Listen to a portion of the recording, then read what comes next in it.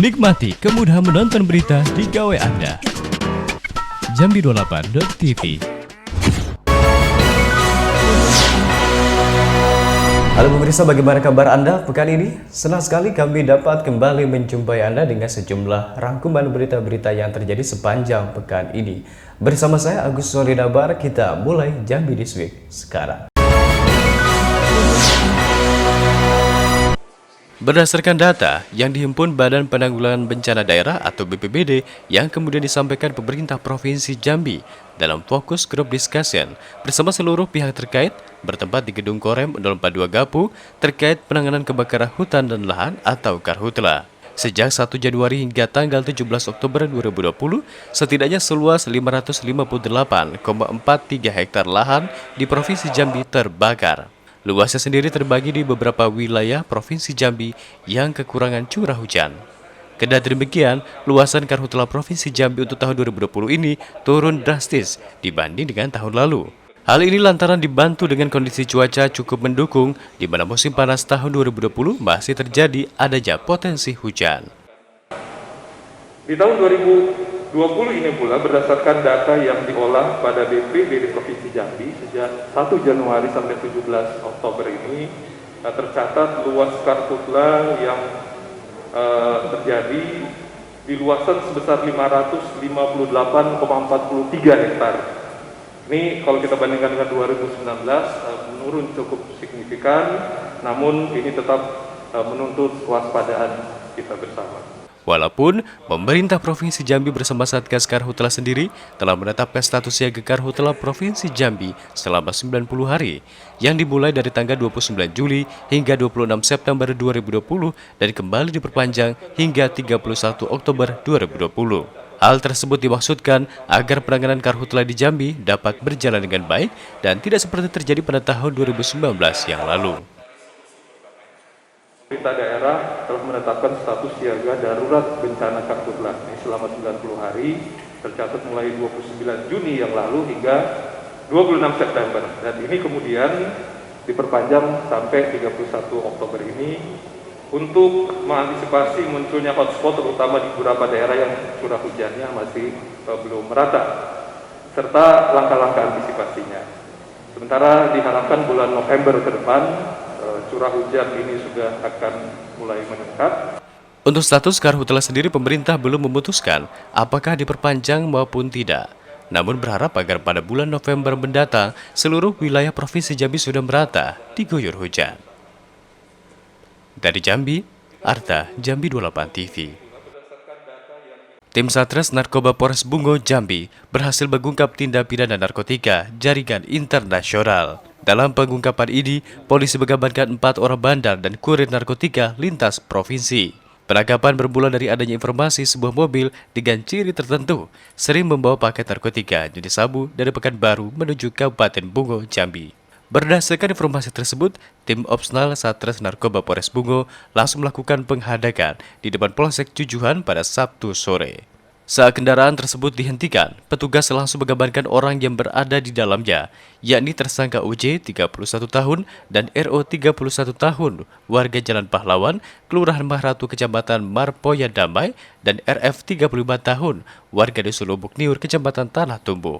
Saat melakukan penggeledahan mobil yang disaksikan oleh kepala desa setempat, polisi berhasil menemukan barang bukti sabu seberat 2 gram, alat hisap, dan juga beberapa handphone sebagai barang bukti.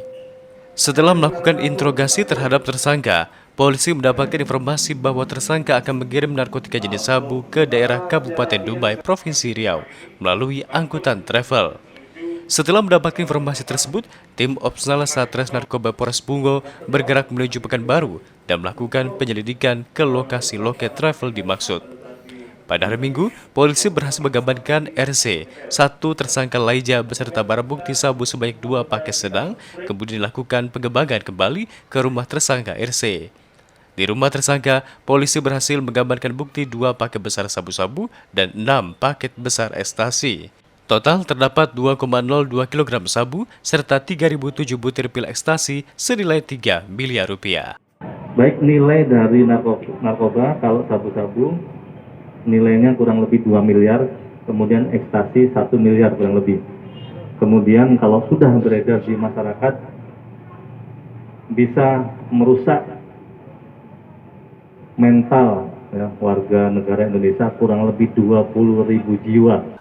Keempat orang pelaku dijerat sesuai dengan pasal 114 ayat 2, junto pasal 112 ayat 2 Undang-Undang Narkotika nomor 35 tahun 2009 dengan ancaman hukuman minimal 5 tahun dan maksimal 20 tahun serta denda 1 miliar rupiah. Dari Kabupaten Bungo, Jambi, Tim Liputan Jambi 28 TV. Polisi mengamankan seorang pimpinan pondok pesantren di Kecamatan Tebo Tegah, Kabupaten Tebo, Jambi. Pimpinan pesantren itu diamankan polisi setelah dilaporkan melakukan pencabulan terhadap 6 santriwatinya. Dari pengakuan pelaku, perbuatan itu dilakukan pada saat melihat korban tidur dengan pakaian terbuka. Pelaku ditangkap di pondok pesantrennya dan kemudian dibawa ke Polres Tebo. Pelaku yang berinisial KH, 52 tahun, diketahui pimpinan salah satu pondok pesantren yang beralamat di Kelurahan Tebing Tinggi, Kecamatan Tebo Tegah, Kabupaten Tebo.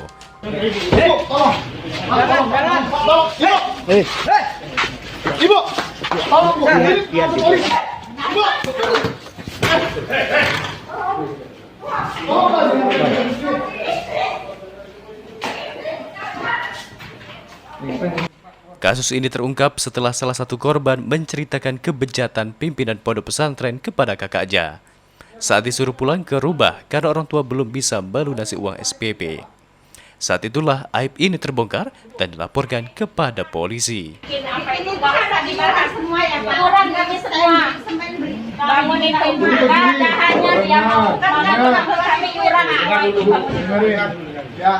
Jadi kan kita bicaranya ini kan bicara hukum.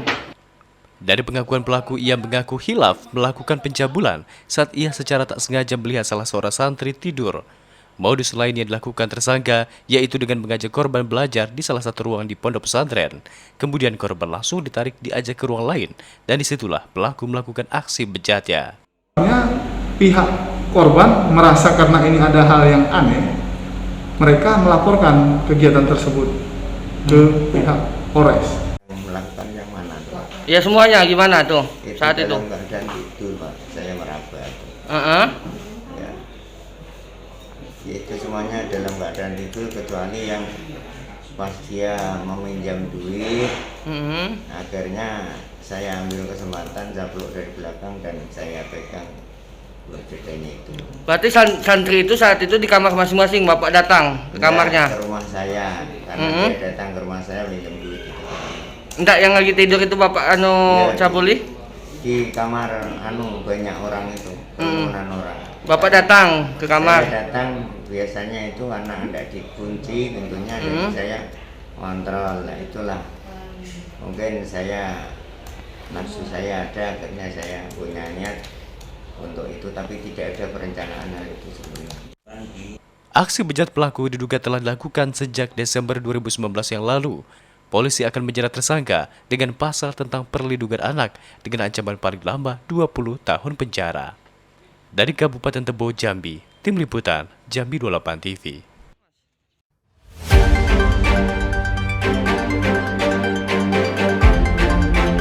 Demonstrasi tolak Omnibus Law oleh mahasiswa Jambi berujung ricuh pada Selasa lalu.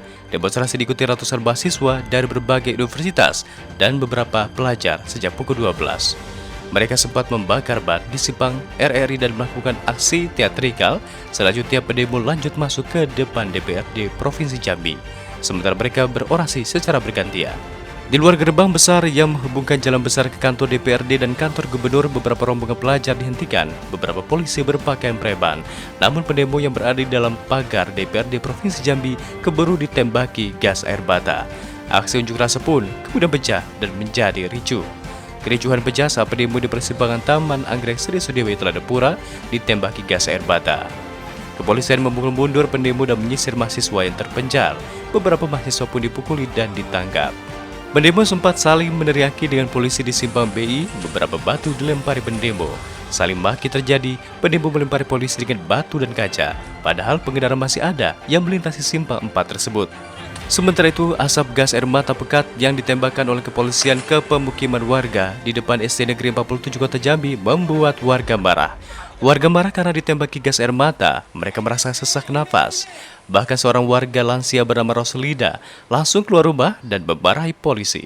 Kalau sempat kena, gimana lah? Kan kami sekarang kenapa sampai ditembakkan di depan rumah kami, padahal situ hutan banyak tuh. Kenapa dilemparkan sini? Kalau hanya sekedar untuk menggertak, untuk mengenakuti mahasiswa, jangan kami jadi korban di sini. Kita sangat dirugikan, Bu, ya? Sangat dirugikan. Bukan dirugikan lagi, kalau sampai sempat kami ada satu korban di rumah ini mati semua, gimana Pak? Apa pertanggung jawaban? Bukannya tidak berbahaya tuh, ini burul. Bukannya apa rasa macam mana lah muka kami ni nah. Ponaan saya terpekek-pekek, ibu, mama ya mama tolong ma, berlari kami ke belakang sana tuh. Ini di depan rumah kami nih nah. Jadi secara bebas yang nembak kan? Ya secara bebas.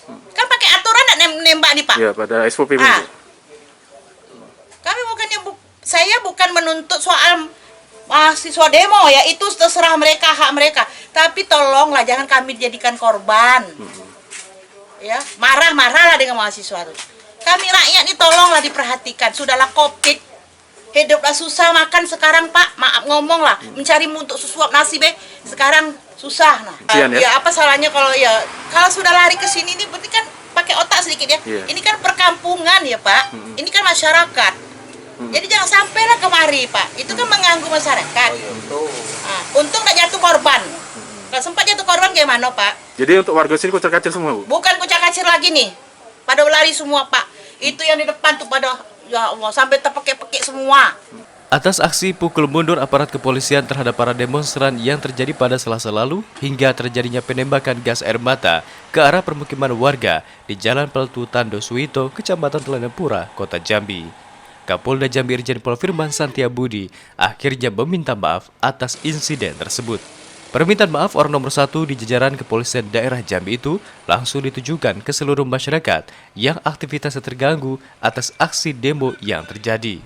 Termasuk bagi masyarakat yang tinggal di Jalan Peltu Tando Suwito, Kecamatan Telanepura, Kota Jambi, atas insiden penembakan gas air mata yang mengarah ke permukiman warga. Tindakan tersebut sebenarnya dilakukan petugas untuk membubarkan demonstran yang sudah melakukan aksi anarkis ke arah kriminalitas. Dan tindakan pembubaran paksa ini seluruhnya telah dilakukan berdasarkan standar operasional prosedur atau SOP pembubaran massa demonstran yang telah berbuat anarkis. Ya, kemarin saya menyampaikan bahwa sekali lagi saya menyampaikan permohonan maaf bahwa ekses dari tindakan kepolisian pasti akan menjadi concern sendiri yang tidak kita harapkan. Ya, pembubaran ini. Pada kesempatan ini sekali lagi saya minta maaf atas ekses yang terjadi apabila ada masyarakat yang mungkin terkena dari macet. Ya, kita semua ada di situ, baik petugas maupun para pendemo, mengakibatkan masyarakat sulit. Hak-hak masyarakat yang lain juga terabaikan.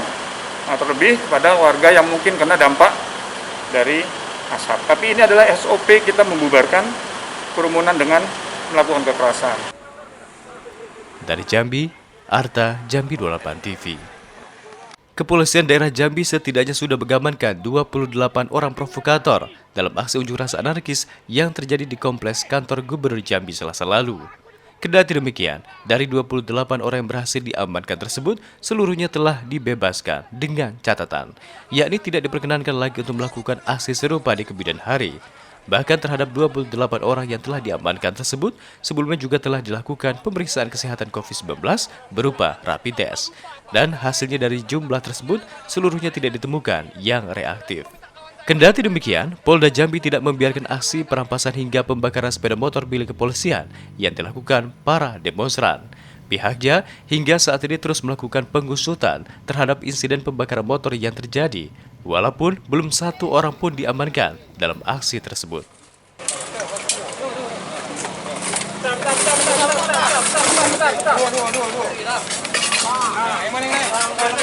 Kita cari. Itu merusak komponen, itu merusak aset negara, itu kita cari. Masing-masing punya pertanggungjawaban. Ya, beberapa sudah ada informasinya. Kalau yang bersangkutan mau menyerahkan diri, lebih bagus, gentle berarti dia tunjukkan. Berarti khusus untuk yang bakar motor kita lanjutkan perkaranya, Pak? Lanjut. Nggak ada yang boleh kita biarkan merusak siapapun. Demo boleh dan itu dijamin oleh undang-undang. Yang tidak kita tolerir adalah perilaku kekerasan. Ya, yang selama ini di Jambi boleh dibilang sebetulnya sangat jauh dari budaya itu. Dari Kota Jambi, Arta, Jambi 28 TV. Nikmati kemudahan menonton berita di gawai Anda. Jambi28.tv. Kasus tindak pidana pelanggaran pemilu yang menjerat Wali Kota Sungai Penuh Asafri Jaya Bakri atau yang lebih dikenal dengan sebutan AJB sejak tanggal 20 Oktober 2020 sudah mulai disidangkan oleh Pengadilan Negeri Sungai Penuh Jambi. Berdasarkan penjelasan Badan Pengawas Pemilihan Umum atau Bawaslu Jambi, prosesnya kini sudah masuk ke tahapan persidangan pertama yang menghadirkan beberapa saksi, baik saksi pelapor maupun saksi terlapor. Proses sidang yang sudah mulai bergulir ini dilakukan lantaran berkas yang telah diserahkan oleh pihak kepolisian ke kejaksaan itu sudah dilimpahkan pihak kejaksaan ke Pengadilan Negeri Kota Sungai Penuh pada 9 Oktober lalu. Kendati demikian, Bawaslu tidak mengetahui kapan Wali Kota Sungai Penuh Asafri Jaya Bakri kini sudah berstatus sebagai terdakwa itu akan dipanggil untuk menjalani proses persidangan.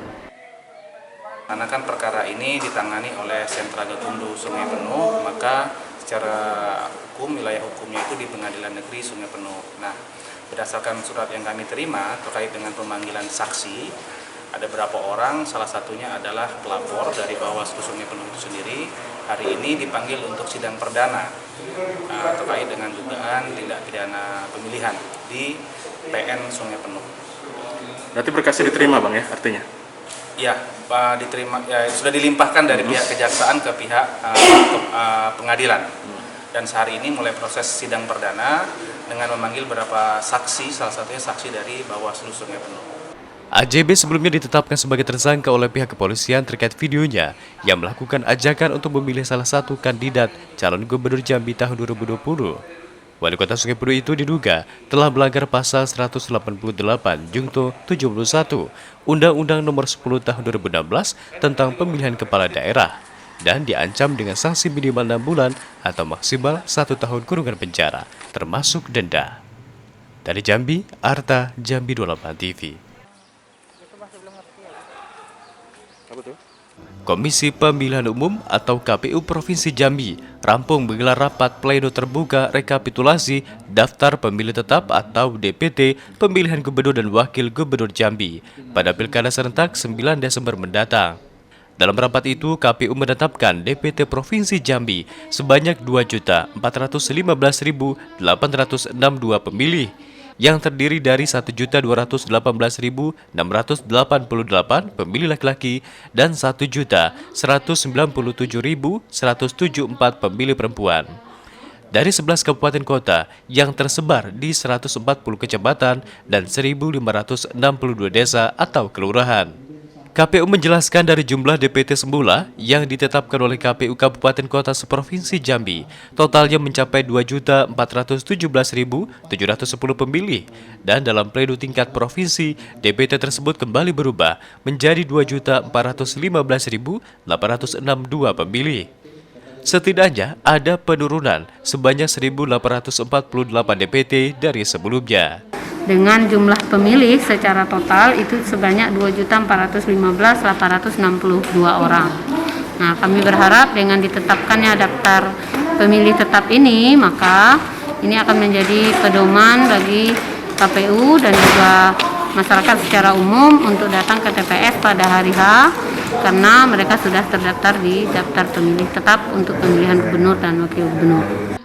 Hal itu dijelaskan KPU merupakan perbaikan data dari data DPT yang telah diserahkan oleh pihak KPU Kabupaten Kota, dan setelah DPT rampung ditetapkan, pihak KPU akan segera melakukan pencetakan surat suara berdasarkan data DPT tersebut.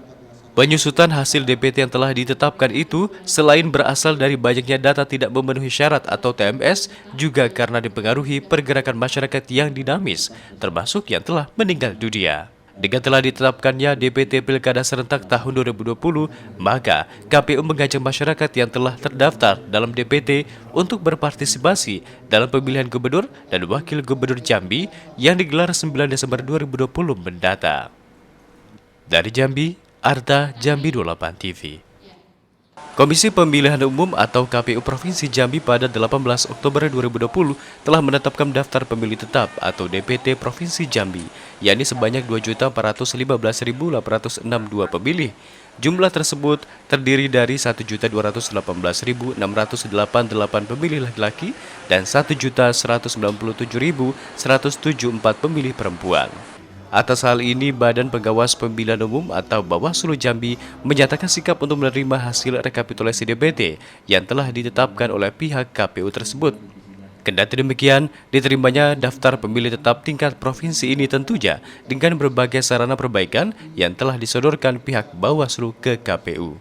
Di mana pihak Bawaslu meminta KPU segera memperbaiki data pemilih ganda yang masih ditemukan dalam rekapitulasi DPT pemilihan Gubernur Jambi tersebut, termasuk mempertanyakan penyusutan pemilih dari daftar pemilih sementara atau DPS yang telah ditetapkan sebelumnya ke DPT yang akhirnya disahkan. Kemudian Bawaslu juga telah menyampaikan saran perbaikan kepada pihak KPU terkait daftar pemilih dari suku anak dalam serta warga lapas yang juga harus diperhatikan dan masuk dalam DPT. Hal tersebut dilakukan Bawaslu sebagai langkah untuk menjamin seluruh warga masyarakat Provinsi Jambi yang sudah berhak untuk memilih sesuai aturan yang berlaku bisa mendapatkan haknya untuk mencoblos pada 9 Desember mendatang. Ini dalam rangka memang kita untuk menjaga dan mengawasin hak orang untuk memilih gitu. Itu prinsipnya itu kan. Terus yang kedua, kami juga melakukan proses pendataan yang lainnya, misalnya data bagi suku anak dalam, data lapas, termasuk warga yang belum memenuhi syarat, tapi belum masuk dalam DPT. Berdasarkan saran perbaikan itu, KPU akhirnya menetapkan DPT Provinsi Jambi menyusut sebanyak 1.848 pemilih dari DPT tingkat kabupaten kota yang telah ditetapkan sebelumnya, yakni sejumlah 2.417.710 pemilih. Dari Jambi, Arta, Jambi 28 TV. Badan Pengawas Pemilihan Umum atau Bawaslu Provinsi Jambi menjelaskan rilis Bawaslu RI terkait Indeks Kerawanan Pemilu atau IKP Pilkada Serentak tahun 2020, terutama saat tahapan pilkada digelar seiring masih berlangsungnya pandemi COVID-19. Berdasarkan IKP Pilkada 2020 tersebut, Kota Sungai Penuh bercokol pada urutan pertama, daerah dengan kerawanan tertinggi untuk kategori wilayah kabupaten kota se-Indonesia yang melaksanakan pilkada. Bahkan hampir semua dimensi dari data yang telah dirilis Bawaslu Pusat Kota Sungai Penuh masuk dalam kategori dengan tingkat kerawanan tertinggi dari 263 daerah yang juga melaksanakan pilkada.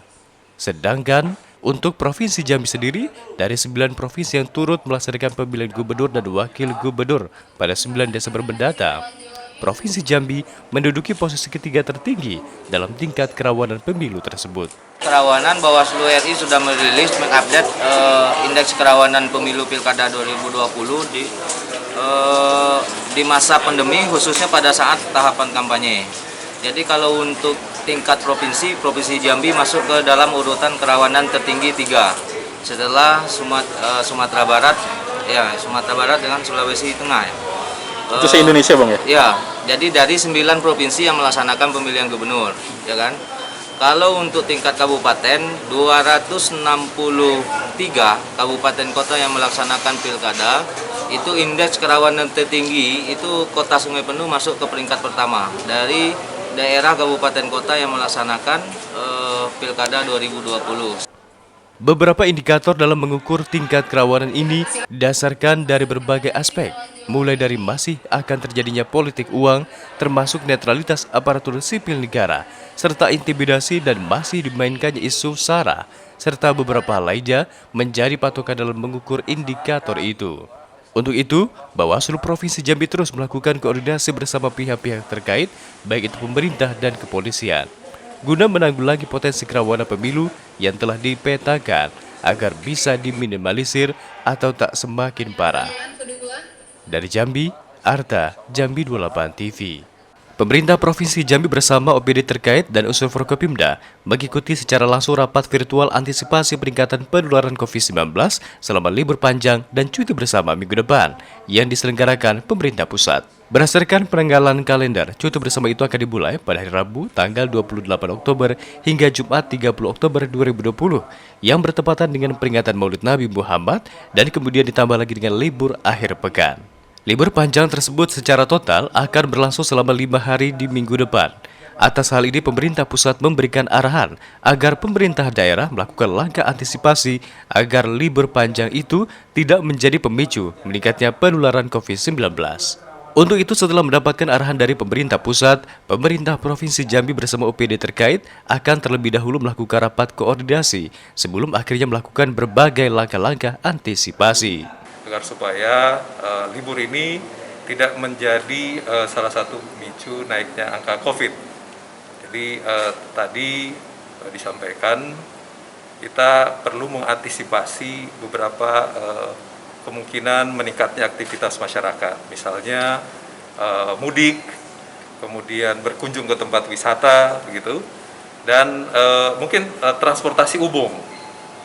Kemudian dalam kesempatan ini saya mengimbau kepada seluruh warga masyarakat untuk tetap kita pegang protokol kesehatan, tolong dijaga. Kendati demikian, pemerintah secara tegas menghimbau masyarakat Jambi untuk menghindari kunjungan ke tempat-tempat keramaian, apalagi melakukan perjalanan mudik. Pemprov Jambi juga meminta masyarakat untuk menjadwal liburan yang lebih produktif di rumah masing-masing, yang tentunya dimanapun berada tetap menjalankan protokol kesehatan COVID-19. Dari Jambi, Arta, Jambi 28 TV.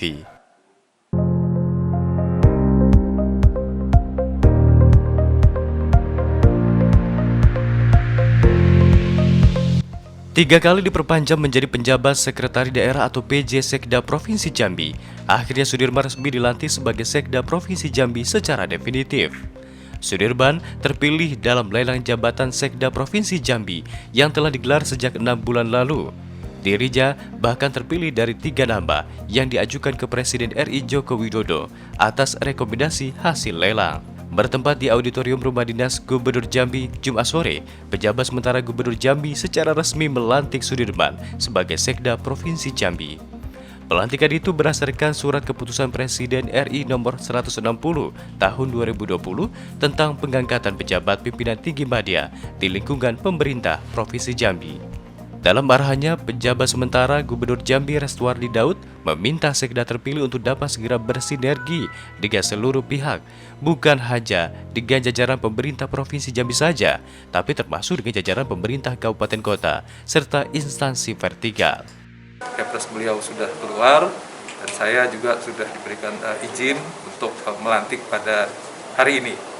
Harapan kami, beliau akan mendapatkan dukungan dari seluruh jajaran provinsi untuk melaksanakan tugas-tugas, karena dalam waktu di depan ini sudah menunggu cukup banyak tugas-tugas yang harus disinergikan. Saya menitipkan tidak hanya untuk lingkup provinsi, tetapi juga seluruh jajaran pemerintah kabupaten kota, termasuk instansi vertikal yang ada.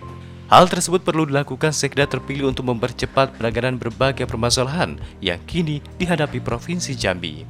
Mulai dari penanganan COVID-19, menyukseskan penyelenggaraan pemilu yang kondusif dan aman dari penularan COVID-19, termasuk penyusunan APBD tahun 2021, serta berbagai permasalahan lainnya. Dari Jambi, Arta, Jambi 28 TV. Baik, selanjutnya foto. Rendahnya serapan anggaran pendapatan dan belanja daerah atau APBD Provinsi Jambi tahun 2020 menjadi perhatian serius pejabat sementara Gubernur Jambi Restuardi Daud. Bahkan, rendahnya serapan APBD tahun 2020 yang masih di bawah 50% membuat pimpinan tertinggi pemerintah Provinsi Jambi yang ditunjuk oleh Mendagri itu semakin ketar-ketir. Apalagi tahun 2020 sendiri hanya menyisakan kurang lebih 2 bulan saja. Atas hal tersebut, pemerintah Provinsi Jambi secara khusus memanggil seluruh kepala organisasi perangkat daerah atau OPD di lingkup Pemprov Jambi untuk melakukan langkah-langkah percepatan realisasi anggaran. Khususnya bagi OPD di lingkup pemerintah Provinsi Jambi yang mendapatkan alokasi anggaran terbesar seperti Dinas PUPR, Dinas Pendidikan, serta Dinas Kesehatan. Begitu kita evaluasi tadi, sebenarnya sudah di atas 50%. Ya, karena tadi dilaporkan khusus untuk BOS, itu kan karena mekanismenya itu dilakukan langsung dari rekening BUN dari Kementerian Keuangan ke sekolah. Kami hanya mencatatkan, tapi tadi kita masih mencantumkan sebagai bagian yang diperhitungkan. Kalau itu dikeluarkan, kita sudah di atas 50%. Dan berharap kita bisa sampai 90% bahkan lebih. realisasinya. Cukup waktunya Pak, dalam 2 bulan seperti ini? Jadi begini, ada kegiatan-kegiatan yang sebenarnya sudah dilaksanakan. Jadi ada misalnya yang sudah dilaksanakan oleh pihak ketiga, tinggal menunggu penagihan atau pencairan. Karena terminnya misalnya baru jatuh tempo pada Oktober, ada yang nanti November, atau ada yang di awal Desember. Jadi kita menunggu itu. Tapi prinsip tadi dilaporkan bahwa kegiatan-kegiatan itu sudah dilaksanakan. Saya berharap sesuai dengan apa yang didiskusikan sore ini, itu bisa diwujudkan. Dan berdasarkan catatan pemerintah, ada OPD yang realisasi anggarannya rendah, lantaran tidak bisa dipergunakan. Contohnya seperti Dinas Perhubungan yang tidak bisa merelaksasi anggaran embarkasi haji, lantaran keberangkatan haji untuk tahun 2020 ditiadakan. Kendati demikian, pemerintah tetap menargetkan bahwa realisasi APBD Provinsi Jambi tahun 2020 setidaknya bisa mencapai di atas 90% pada akhir tahun 2020. Dari Jambi, Arta, Jambi 28 TV. Dan informasi ini juga menutup kebersamaan kita di Jambi This Week edisi kali ini. Mewakili kerabat kerja, saya Agus Solidabar pamit. Terima kasih atas perhatian Anda. Selamat berakhir pekan. Sampai jumpa.